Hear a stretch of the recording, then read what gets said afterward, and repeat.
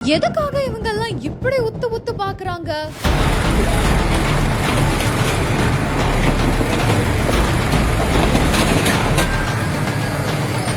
அரசு பேருந்தை இழுக்க இழுக்க நடந்த பேரதிர்ச்சி.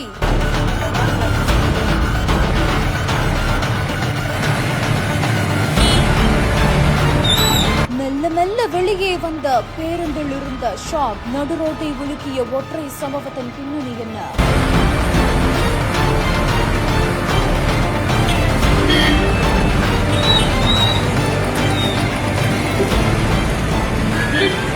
மயிலாடுதுறையில இருந்து கும்பகோணத்துக்கு அரசு பேருந்து ஒன்று சென்று கொண்டிருக்கும் பொழுது ஓட்டுநரோட கட்டுப்பாட்டை இழந்த அந்த ஒரு பேருந்து அருகில இருந்த 2 மின் கம்பங்கள்ல மோதி இருக்குது. பேருந்துல 5 பயணிகள் மட்டுமே இருந்திருக்கிறதுனால பயணிகளுக்கு எந்த காயமும் ஏற்படல அப்படின்னு சொல்லப்படுது. பேருந்தோட ஓட்டுநர் பாரதிக்கும் நடத்துனர் அழகேசனுக்கும் மட்டும் காயம் ஏற்பட்டிருக்குதாமா.